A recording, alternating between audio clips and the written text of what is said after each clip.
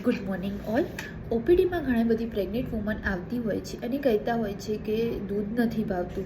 But I advise to all pregnant women કે દિવસમાં 1 થી 2 ગ્લાસ દૂધ ફરજિયાત પીવું જોઈએ. ઘણા બધા લોકો એક્સક્યુઝ કરતા હોય છે કે અમને દૂધ નથી ભાવતું, દૂધ પીવાથી ઉબકા, વોમિટિંગ, કફ, અપચો એવી બધી સમસ્યા થાય છે. પરંતુ આપણે બધા જાણીએ છીએ કે દૂધમાં કેટલું બધું કેલ્શિયમ રહેલું છે જે બાળકના વિકાસ માટે મદદ કરે છે.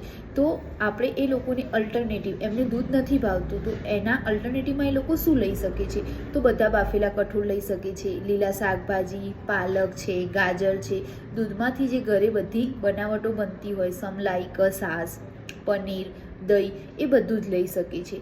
એ ઉપરાંત એ લોકો મખાના પણ લઈ શકે છે, કેમ કે મખાનામાં ભરપૂર પ્રમાણમાં કેલ્શિયમ હોય છે. એને આપણે રોસ્ટ કરીને લઈ શકીએ છીએ, કાં તો પછી એનો પાવડર બનાવીને પણ યુઝ કરી શકીએ છીએ. બધા ડ્રાયફ્રૂટ ખાઈ શકીએ છીએ. જો તમને દૂધ નથી ભાવતું તો તમે તેની અલ્ટરનેટિવ વસ્તુમાં આ બધું લઈ શકો છો.